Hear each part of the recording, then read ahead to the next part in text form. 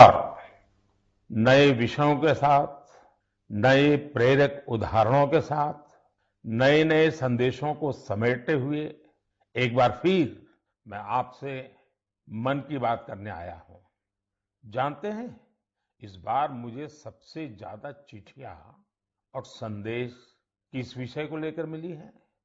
ये विषय ऐसा है जो इतिहास, वर्तमान और भविष्य तीनों से जुड़ा हुआ है। मैं बात कर रहा हूं देश को मिले नए प्रधानमंत्री संग्रहालय की। इस 14 अप्रैल को बाबा साहब आम्बेडकर की जन्म जयंती पर प्रधानमंत्री संग्रहालय का लोकार्पण हुआ है। इसे देश के नागरिकों के लिए खोल दिया गया है। एक श्रोता है श्रीमान सार्थक जी। सार्थक जी गुरुग्राम में रहते हैं और पहला मौका मिलते ही वो प्रधानमंत्री संग्रहालय देख आए हैं। सार्थक जी ने नमो ऐप पर जो संदेश मुझे लिखा है वह बहुत इंटरेस्टिंग है। उन्होंने लिखा है कि वो बरसों से न्यूज चैनल देखते हैं, अखबार पढ़ते हैं, सोशल मीडिया से भी कनेक्टेड हैं। इसलिए उन्हें लगता था कि उनकी जनरल नॉलेज काफी अच्छी होगी। लेकिन जब वे पीएम संग्रहालय गए तो उन्हें बहुत हैरानी हुई। उन्हें महसूस हुआ कि वे अपने देश और देश का नेतृत्व करने वालों के बारे में काफी कुछ जानते ही नहीं है। उन्होंने पीएम संग्रहालय की कुछ ऐसी चीजों के बारे में लिखा है जो उनकी जिज्ञासा को और बढ़ाने वाली थी। जैसे उन्होंने लाल बहादुर शास्त्री जी का वो चरखा देखकर बहुत खुशी हुई जो उन्हें ससुराल से उपहार में मिला था। उन्होंने शास्त्री जी की पासबुक भी देखी और यह भी देखा कि उनके पास कितनी कम बचत थी। सार्थक जी ने लिखा है कि उन्हें ये भी नहीं पता था कि मोरारजी भाई देसाई स्वतंत्रता संग्राम में शामिल होने से पहले गुजरात में डिप्टी कलेक्टर थे। प्रशासनिक सेवा में उनका एक लंबा कैरियर रहा था। सार्थक जी चौधरी चरण सिंह जी के विषय में वो लिखते हैं कि उन्हें पता ही नहीं था कि जमींदारी उन्मूलन के क्षेत्र में चौधरी चरण सिंह जी का बहुत बड़ा योगदान था। इतना ही नहीं, वे आगे लिखते हैं, जब लैंड रिफॉर्म के विषय में वहां मैंने देखा कि श्रीमान PV Narasimha Rao ji land reform के काम में बहुत गहरी रुचि लेते थे। सार्थक जी को भी इस म्यूजियम में आकर ही पता चला कि चंद्रशेखर जी ने 4000 किलोमीटर से अधिक पैदल चलकर ऐतिहासिक भारत यात्रा की थी। उन्होंने जब संग्रहालय में उन चीजों को देखा जो अटल जी उपयोग करते थे, उनके भाषणों को सुना, तो वो गर्व से भर उठे थे। सार्थक जी ने यह भी बताया कि इस संग्रहालय में महात्मा गांधी, सरदार पटेल, डॉक्टर अंबेडकर, जयप्रकाश नारायण और हमारे प्रधानमंत्री पंडित जवाहरलाल नेहरू के बारे में भी बहुत ही रोचक जानकारियां हैं। साथियों, देश के प्रधानमंत्रियों के योगदान को याद करने के लिए आजादी के अमृत महोत्सव से अच्छा समय और क्या हो सकता है। देश के लिए यह गौरव की बात है कि आजादी का अमृत महोत्सव एक जन आंदोलन का रूप ले रहा है। इतिहास को लेकर लोगों की दिलचस्पी काफी बढ़ रही है और ऐसे में पीएम म्यूजियम युवाओं के लिए भी आकर्षण का केंद्र बन रहा है, जो देश की अनमोल विरासत से उन्हें जोड़ रहा है। वैसे साथियों, जब म्यूजियम के बारे में आपसे इतनी बातें हो रही हैं, तो मेरा मन किया कि मैं भी आपसे कुछ सवाल करूं। देखते हैं आपकी जनरल नॉलेज क्या कहती है, आपको कितनी जानकारी है। मेरे नौजवान साथियों, आप तैयार हैं? कागज कलम हाथ में ले लिया? अभी मैं आपसे जो पूछने जा रहा हूं, आप उनके उत्तर नमो ऐप या सोशल मीडिया पर हैशटैग म्यूजियम क्विज के साथ शेयर कर सकते हैं और जरूर करें। मेरा आपसे आग्रह है कि आप इन सभी सवालों का जवाब जरूर दें। इससे देश भर के लोगों में म्यूजियम को लेकर दिलचस्पी और बढ़ेगी। क्या आप जानते हैं कि देश के किस शहर में एक प्रसिद्ध रेल म्यूजियम है, जहां पिछले 45 वर्षों से लोगों को भारतीय रेल की विरासत देखने का मौका मिल रहा है। मैं आपको एक और क्लू देता हूं। आप यहाँ ferry queen, saloon of Prince of Wales से लेकर फायरलेस स्टीम लोकोमोटिव ये भी देख सकते हैं। क्या आप जानते हैं कि मुंबई में वो कौन सा म्यूजियम है जहां हमें बहुत ही रोचक तरीके से करेंसी का इवोल्यूशन देखने को मिलता है? यहाँ ईसा पूर्व छठी शताब्दी के सिक्के मौजूद हैं, तो दूसरी तरफ ई मनी भी मौजूद है। तीसरा सवाल, विरासत ए खालसा इस म्यूजियम से जुड़ा है। क्या आप जानते हैं ये म्यूजियम पंजाब के किस शहर में मौजूद है? पतंगबाजी में तो आप सबको बहुत आनंद आता ही होगा। अगला सवाल इसी से जुड़ा है। देश का एकमात्र काइट म्यूजियम कहाँ है? आइए मैं आपको क्लू देता हूं। यहाँ जो सबसे बड़ी पतंग रखी है उसका आकार 22 गुणा 16 फीट है। कुछ ध्यान आया? नहीं तो यही एक और चीज बताता हूं। यह जिस शहर में है उसका बापू से विशेष नाता रहा है। बचपन में डाक टिकटों के संग्रह का शौक किसे नहीं होता, लेकिन क्या आपको पता है कि भारत में डाक टिकट से जुड़ा नेशनल म्यूजियम कहाँ है? मैं आपसे एक और सवाल करता हूं। गुलशन महल नाम की इमारत में कौन सा म्यूजियम है? आपके लिए क्लू ये है कि इस म्यूजियम में आप फिल्म के डायरेक्टर भी बन सकते हैं, कैमरा एडिटिंग की बारीकियों को भी देख सकते हैं। अच्छा, क्या आप ऐसे किसी म्यूजियम के बारे में जानते हैं जो भारत की टेक्सटाइल से जुड़ी विरासत को सेलिब्रेट करता है? इस म्यूजियम में miniature paintings, Jain manuscripts, sculptures, बहुत कुछ है। ये अपने यूनिक डिस्प्ले के लिए भी जाना जाता है। साथियों, टेक्नोलॉजी के इस दौर में आपके लिए इनके उत्तर खोजना बहुत आसान है।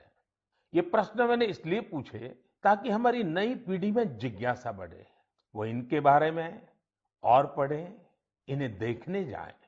अब तो म्यूजियम्स के महत्व की वजह से कई लोग खुद आके आकर म्यूजियम्स के लिए काफी दान भी कर रहे हैं। बहुत से लोग अपने पुराने कलेक्शन को, ऐतिहासिक चीजों को भी म्यूजियम्स को दान कर रहे हैं। आप जब ऐसा करते हैं तो एक तरह से आप एक सांस्कृतिक पूंजी को पूरे समाज के साथ साझा करते हैं। भारत में भी लोग अब इसके लिए आगे आ रहे हैं। मैं ऐसे सभी निजी प्रयासों की भी सराहना करता हूं। आज बदलते हुए समय में और कोविड प्रोटोकॉल्स की वजह से संग्रहालयों में नए तौर तरीके अपनाने पर जोर दिया जा रहा है। म्यूजियम्स में डिजिटाइजेशन पर भी फोकस बढ़ा है। आप सब जानते हैं कि 18 मई को पूरी दुनिया में इंटरनेशनल म्यूजियम डे मनाया जाएगा। इसे देखते हुए अपने युवा साथियों के लिए मेरे पास एक आइडिया है। क्यों न आने वाली छुट्टियों में आप अपने दोस्तों की मंडली के साथ किसी स्थानीय म्यूजियम को देखने जाएं। आप अपना अनुभव #म्यूजियम मेमोरीज के साथ जरूर साझा करें। आपके ऐसा करने से दूसरों के मन में भी संग्रहालयों को लेकर जिज्ञासा जगेगी। मेरे प्यारे देशवासियों, आप अपने जीवन में बहुत से संकल्प लेते होंगे, उन्हें पूरा करने के लिए परिश्रम भी करते होंगे। साथियों, लेकिन हाल ही में मुझे एक ऐसे संकल्प के बारे में पता चला जो वाकई बहुत अलग था, बहुत अनोखा था। इसलिए मैंने सोचा कि इसे मन की बात के श्रोताओं को जरूर शेयर करूं। साथियों, क्या आप सोच सकते हैं कि कोई अपने घर से ये संकल्प लेकर निकले कि वो आज दिन भर पूरा शहर घूमेगा और एक भी पैसे का लेन देन कैश में नहीं करेगा, नकद में नहीं करेगा। है ना ये दिलचस्प संकल्प? दिल्ली की 2 बेटियां सागरिका और प्रेक्षा ने ऐसे ही कैशलेस डे आउट का एक्सपेरिमेंट किया। सागरिका और प्रेक्षा दिल्ली में जहां भी गई, उन्हें डिजिटल पेमेंट की सुविधा उपलब्ध हो गई। यूपीआई, क्यूआर कोड की वजह से उन्हें कैश निकालने की जरूरत ही नहीं पड़ी। यहां तक कि स्ट्रीट फूड और रेहड़ी पटरी की दुकानों पर भी ज्यादातर जगह उन्हें ऑनलाइन ट्रांजैक्शन की सुविधा मिली। साथियों, कोई सोच सकता है कि दिल्ली है, मेट्रो सिटी है, वहां ये सब होना आसान है। लेकिन अब ऐसा नहीं है कि यूपीआई का ये प्रसार केवल दिल्ली जैसे बड़े शहरों तक ही सीमित है। एक मैसेज मुझे गाजियाबाद से आनंदिता त्रिपाठी का भी मिला है। आनंदिता पिछले सप्ताह अपने पति के साथ नॉर्थ ईस्ट घूमने गई थी। उन्होंने असम से लेकर मेघालय और अरुणाचल प्रदेश के तवांग तक की अपनी यात्रा का अनुभव मुझे बताया। आपको भी ये जानकर सुखद हैरानी होगी कि कई दिन की इस यात्रा में दूर दराज इलाकों में भी उन्हें कैश निकालने की जरूरत ही नहीं पड़ी। जिन जगहों पर कुछ साल पहले तक इंटरनेट की अच्छी सुविधा भी नहीं थी, वहां भी अब यूपीआई से पेमेंट की सुविधा मौजूद है। सागरिका, प्रेक्षा और आनंदिता के अनुभवों को देखते हुए मैं आपसे भी आग्रह करूंगा कि कैशलेस डे आउट का एक्सपेरिमेंट करके देखें। जरूर करें। साथियों, पिछले कुछ सालों में भीम यूपीआई तेजी से हमारी इकोनॉमी और आदतों का हिस्सा बन गया है। अब तो छोटे छोटे शहरों में और ज्यादातर गांवों में भी लोग यूपीआई से ही लेन देन कर रहे हैं। डिजिटल इकोनॉमी से देश में एक कल्चर भी पैदा हो रहा है। गली नुक्कड़ की छोटी छोटी दुकानों में डिजिटल पेमेंट होने से उन्हें ज्यादा से ज्यादा ग्राहकों को सर्विस देना आसान हो गया है। उन्हें अब खुले पैसों की भी दिक्कत नहीं होती। आप भी यूपीआई की सुविधा को रोजमर्रा के जीवन में महसूस करते होंगे। कहीं भी गए, कैश ले जाने का, बैंक जाने का, एटीएम खोजने का झंझट ही खत्म। मोबाइल से ही सारे पेमेंट हो जाते हैं। लेकिन क्या आपने कभी सोचा है कि आपके इन छोटे छोटे ऑनलाइन पेमेंट से देश में कितनी बड़ी डिजिटल इकोनॉमी तैयार हुई है? इस समय हमारे देश में करीब 20,000 करोड़ रुपए के ट्रांजैक्शन हर दिन हो रहे हैं। पिछले मार्च के महीने में तो यूपीआई ट्रांजैक्शन करीब 10 लाख करोड़ रुपए तक पहुंच गया। इससे देश में सुविधा भी बढ़ रही है और ईमानदारी का माहौल रहा है। अब तो देश में फिनटेक से जुड़े कई नए स्टार्टअप्स भी आगे बढ़ रहे हैं। मैं चाहूंगा कि अगर आपके पास भी डिजिटल पेमेंट और स्टार्टअप इकोसिस्टम की इस ताकत से जुड़े अनुभव है, तो उन्हें साझा करिए। आपके अनुभव दूसरे कई और देशवासियों के लिए प्रेरणा बन सकते हैं। मेरे प्यारे देशवासियों, टेक्नोलॉजी की ताकत कैसे सामान्य लोगों का जीवन बदल रही है, ये हमें हमारे आसपास लगातार नजर आ रहा है। टेक्नोलॉजी ने एक और बड़ा काम किया है। ये काम है दिव्यांग साथियों की असाधारण क्षमताओं का लाभ देश और दुनिया को दिलाना। हमारे दिव्यांग भाई बहन क्या कर सकते हैं, ये हमने टोक्यो पैरालंपिक्स में देखा है। खेलों की तरह ही आर्ट्स, एकेडमिक्स और दूसरे कई क्षेत्रों में दिव्यांग साथी कमाल कर रहे हैं। लेकिन जब इन साथियों को टेक्नोलॉजी की ताकत मिल जाती है, तो ये और भी बड़े मुकाम हासिल करके दिखाते हैं। इसलिए देश आजकल लगातार संसाधनों और इंफ्रास्ट्रक्चर को दिव्यांगों के लिए सुलभ बनाने के लिए लगातार प्रयास कर रहा है। देश में ऐसे कई स्टार्टअप्स और संगठन भी हैं जो इस दिशा में प्रेरणादायी काम कर रहे हैं। ऐसी एक संस्था है voice of specially abled people. ये संस्था असिस्टिव टेक्नोलॉजी के क्षेत्र में नए अवसरों को प्रमोट कर रही है। जो दिव्यांग कलाकार हैं, उनके काम को दुनिया तक पहुंचाने के लिए भी एक इनोवेटिव शुरुआत की गई है। Voice of specially abled people के इन कलाकारों की पेंटिंग्स, इसकी डिजिटल आर्ट गैलरी तैयार की है।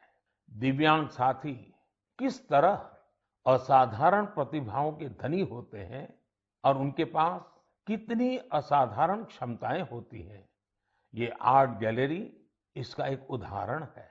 दिव्यांग साथियों के जीवन में कैसी चुनौतियां होती हैं, उनसे निकलकर वो कहां तक पहुंच सकते हैं, ऐसे कई विषयों को इन पेंटिंग्स में आप महसूस कर सकते हैं। आप भी अगर किसी दिव्यांग साथी को जानते हैं, उनकी टैलेंट को जानते हैं, तो डिजिटल टेक्नोलॉजी की मदद से उसे दुनिया के सामने ला सकते हैं।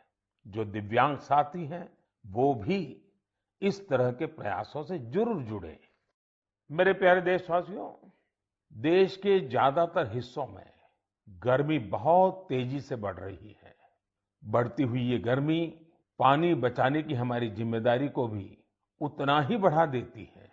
हो सकता है कि आप अभी जहां हो वहां पानी पर्याप्त मात्रा में उपलब्ध हो, लेकिन आपको उन करोड़ों लोगों को भी हमेशा याद रखना है जो जल संकट वाले क्षेत्रों में रहते हैं, जिनके लिए पानी की एक एक बूंद अमृत के समान होती है।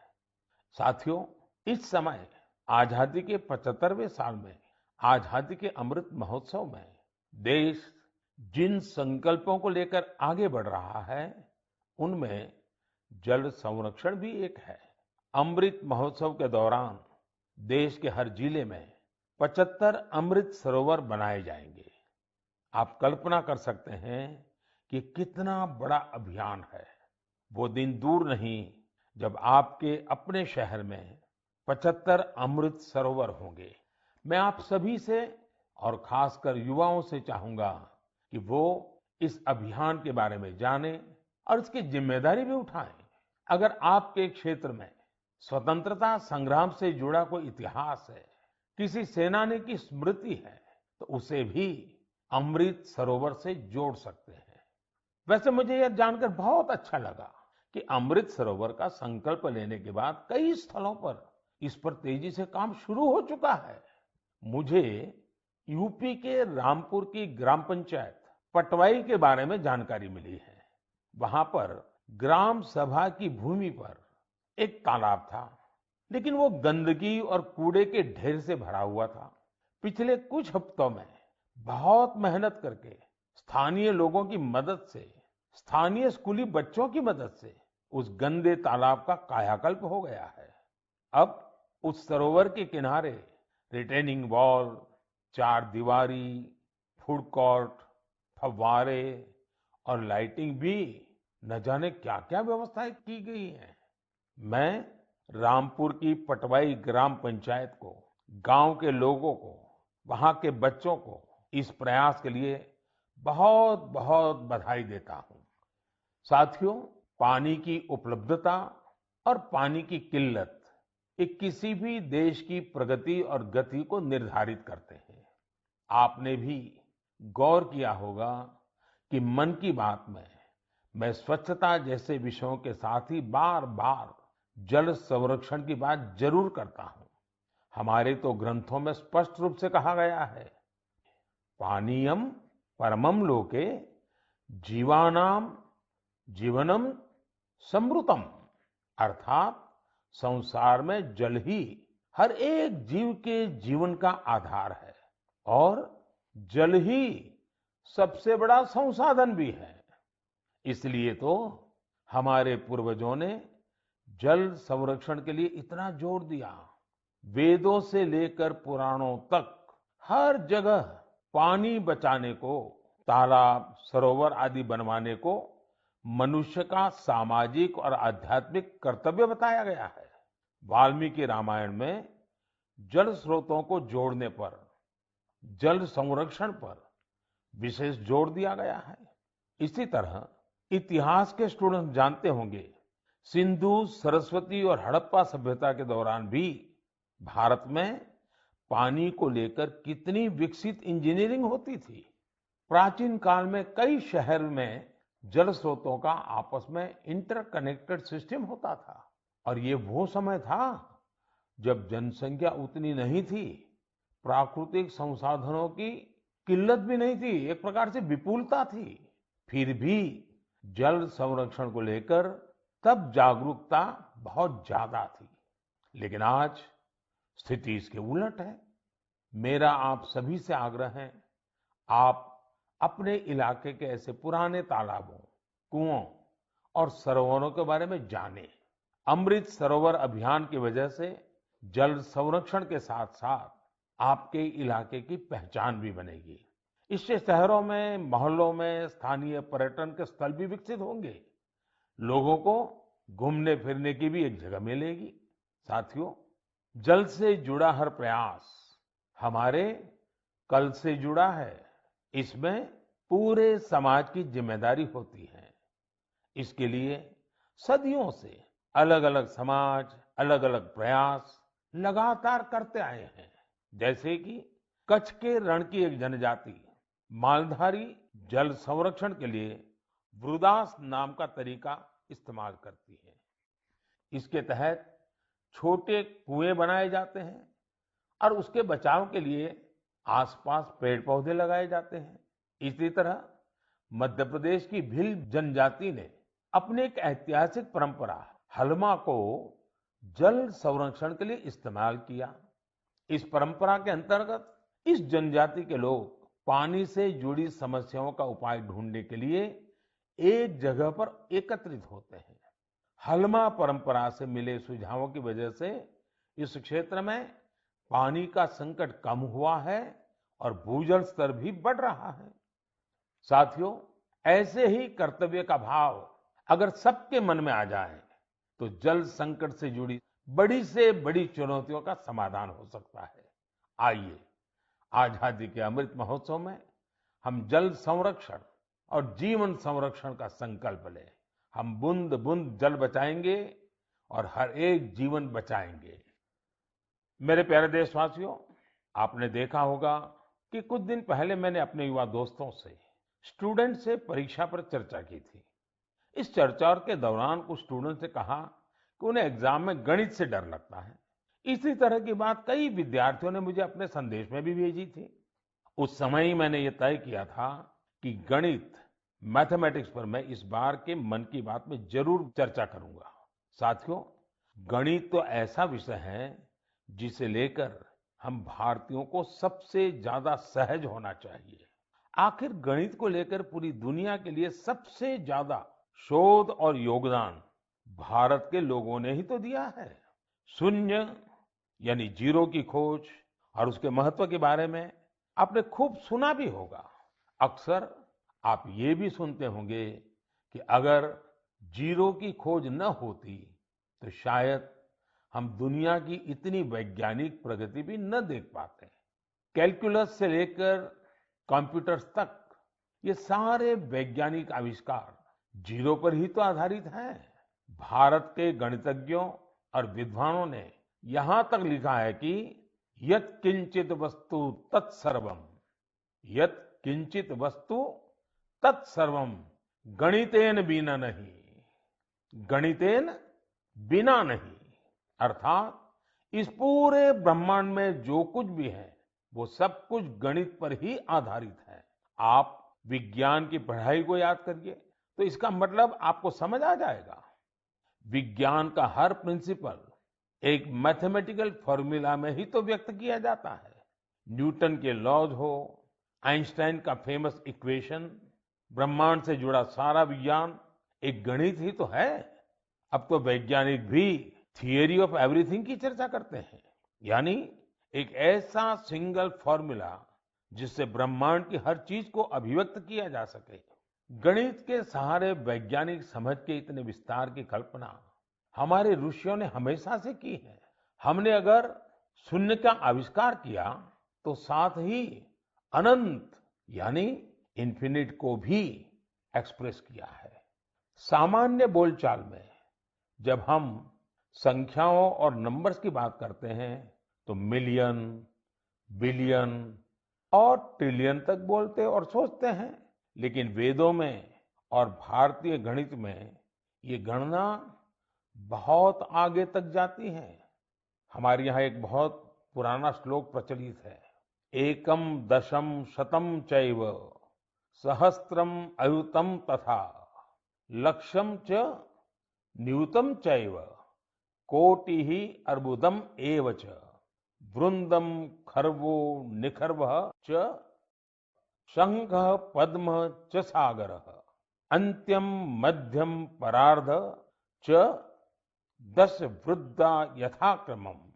इस श्लोक में संख्याओं का ऑर्डर बताया गया है, जैसे कि 1, 10, 100, हजार और अयूत, लाख, नियूत और कोटि यानी करोड़। इसी तरह ये संख्या जाती है शंख, पद्म और सागर तक। एक सागर का अर्थ होता है कि 10 की पावर 57। यही नहीं, इसके आगे भी ओघ और महोघ जैसी संख्याएं होती हैं। एक महोघ होता है 10 की पावर 62 के बराबर, यानी एक के आगे 62 शून्य, 62 जीरो। हम इतनी बड़ी संख्या की कल्पना भी दिमाग में करते हैं तो मुश्किल होती है, लेकिन भारतीय गणित में इनका प्रयोग हजारों सालों से होता आ रहा है। अभी कुछ दिन पहले मुझसे इंटेल कंपनी के सीईओ मिले थे। उन्होंने मुझे एक पेंटिंग दी थी, उसमें भी वामन अवतार के जरिए गणना या माप की ऐसी ही एक भारतीय पद्धति का चित्रण किया गया था। इंटेल का नाम आया तो कंप्यूटर आपके दिमाग में अपने आप आ गया होगा। कंप्यूटर की भाषा में आपने बाइनरी सिस्टम के बारे में भी सुना होगा, लेकिन क्या आपको पता है कि हमारे देश में आचार्य पिंगला जैसे ऋषि हुए थे जिन्होंने बाइनरी की कल्पना की थी। इसी तरह आर्यभट्ट से लेकर के रामानुजन जैसे गणितज्ञों तक गणित के कितने ही सिद्धांतों पर हमारे यहाँ काम हुआ है। साथियों, हम भारतीयों के लिए गणित कभी मुश्किल विषय नहीं रहा। इसका एक बड़ा कारण हमारी वैदिक गणित भी है। आधुनिक काल में वैदिक गणित का श्रेय जाता है श्री भारती कृष्ण तीर्थ जी महाराज को। उन्होंने कैलकुलेशन के प्राचीन तरीकों को रिवाइव किया और उसे वैदिक गणित नाम दिया। वैदिक गणित की सबसे खास बात यह थी कि इसके जरिए आप कठिन से कठिन गणनाएं पलक झपकते ही मन में ही कर सकते हैं। आजकल तो सोशल मीडिया पर वैदिक गणित सीखने और सिखाने वाले ऐसे कई युवाओं के वीडियोस भी आपने देखे होंगे। साथियों, आज मन की बात में वैदिक गणित सिखाने वाले एक ऐसे ही साथी हमारे साथ भी जुड़ रहे हैं।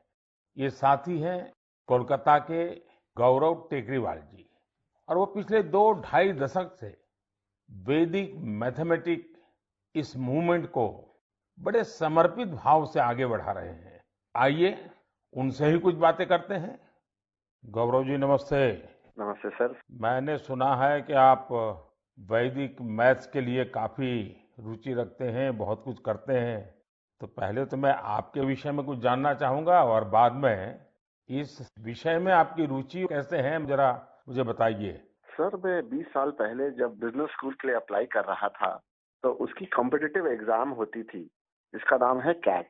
उसमें बहुत सारे गणित के सवाल आते थे जिसको कम समय में करना पड़ता था। तो मेरी माँ ने मुझे एक बुक ला कर दिया जिसका नाम था वैदिक गणित। स्वामी श्री भारती कृष्ण तीर्थ जी महाराज ने वो बुक लिखी थी और उसमें उन्होंने 16 सूत्र दिए थे जिसमें गणित बहुत ही सरल और बहुत ही तेज हो जाता था। जब मैंने वो पढ़ा तो मुझे बहुत प्रेरणा मिली और फिर मेरी रुचि जागृत हुई मैथमेटिक्स में। मुझे समझ में आया कि ये सब्जेक्ट जो भारत की देन है, जो हमारी धरोहर है, उसको विश्व के कोने कोने में पहुंचाया जा सकता है। तब से मैंने इसको एक मिशन बनाया कि वैदिक गणित को विश्व के कोने कोने में पहुंचाया जाए, क्योंकि गणित की डर सर हर जन को सताती है और वैदिक गणित से सरल और क्या हो सकता है। गौरव जी, कितने सालों से आप इसमें काम कर रहे हैं? मुझे आज हो गए करीबन 20 साल सर, मैं उसमें ही लगा हुआ हूँ। और अवेयरनेस के लिए क्या करते हैं, क्या क्या प्रयोग करते हैं, कैसे जाते हैं लोगों के पास? हम लोग स्कूल्स में जाते हैं, हम लोग ऑनलाइन शिक्षा देते हैं, हमारी संस्था का नाम है वैदिक मैथ्स फोरम इंडिया। उस संस्था के तहत हम लोग इंटरनेट के माध्यम से 24 घंटे वैदिक मैथ्स पढ़ाते हैं सर। गौरव जी, आप तो जानते हैं मैं लगातार बच्चों के साथ बातचीत करना पसंद भी करता हूं और मैं अवसर ढूंढता रहता हूं। और एग्जाम वॉरियर से तो मैं बिल्कुल एक प्रकार से मैंने उसको इंस्टीट्यूशनलाइज कर दिया है। और मेरा भी अनुभव है कि ज़्यादातर जब बच्चों से बात करता हूं तो गणित का नाम सुनते ही वो भाग जाते हैं।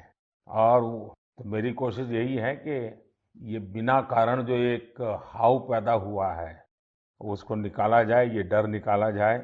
और छोटी छोटी टेक्निक जो परंपरा से है, क्योंकि भारत गणित के विषय में कोई नया नहीं है, शायद दुनिया में पुरातन परंपराओं में भारत के पास गणित की परंपरा रही है।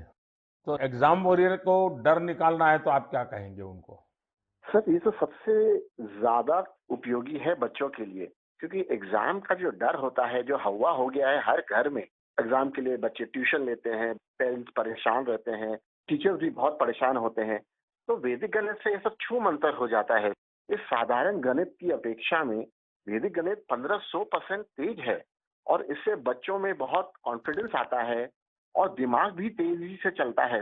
जैसे हम लोग वैदिक गणित के साथ योग भी इंट्रोड्यूस किए हैं, जिससे कि बच्चे अगर चाहें तो आंख बंद कर भी कैलकुलेशन कर सकते हैं वैदिक गणित पद्धति के द्वारा। वैसे ध्यान की जो परंपरा है उसमें भी इस प्रकार से गणित करना, वो भी ध्यान का एक प्राइमरी कोर्स भी होता है। Right sir. चलिए गौरव जी, बहुत अच्छा लगा मुझे, और आपने मिशन मोड में इस काम को उठाया है। और विशेष करके आपकी माताजी ने एक अच्छे गुरु के रूप में आपको ये रास्ते पर ले गई, और आज आप लाखों बच्चों को उस रास्ते पर ले जा रहे हैं। मेरी तरफ से आपको बहुत बहुत शुभकामनाएं। शुक्रिया सर, मैं आपका आभार व्यक्त करता हूँ सर कि वैदिक गणित को आपने महत्व दिया और मुझे चुना सर। तो वी आर वेरी थैंकफुल। बहुत बहुत धन्यवाद। नमस्कार। नमस्ते सर। साथियों, गौरव जी ने बड़े अच्छे तरीके से बताया कि वैदिक गणित कैसे गणित को मुश्किल से मजेदार बना सकता है। यही नहीं, वैदिक गणित से आप बड़ी बड़ी साइंटिफिक प्रॉब्लम्स भी सॉल्व कर सकते हैं। मैं चाहूंगा सभी माता पिता अपने बच्चों को वैदिक गणित जरूर सिखाएं। इससे उनका कॉन्फिडेंस तो बढ़ेगा ही, उनके ब्रेन की एनालिटिकल पावर भी बढ़ेगी। और हाँ, गणित को लेकर कुछ बच्चों में जो भी थोड़ा बहुत डर होता है, वो डर भी पूरी तरह समाप्त हो जाएगा। मेरे प्यारे देशवासियों, मन की बात में आज म्यूजियम से लेकर मैथ तक कई ज्ञानवर्धक विषयों पर चर्चा हुई। ये सब विषय आप लोगों के सुझावों से ही मन की बात का हिस्सा बन जाते हैं।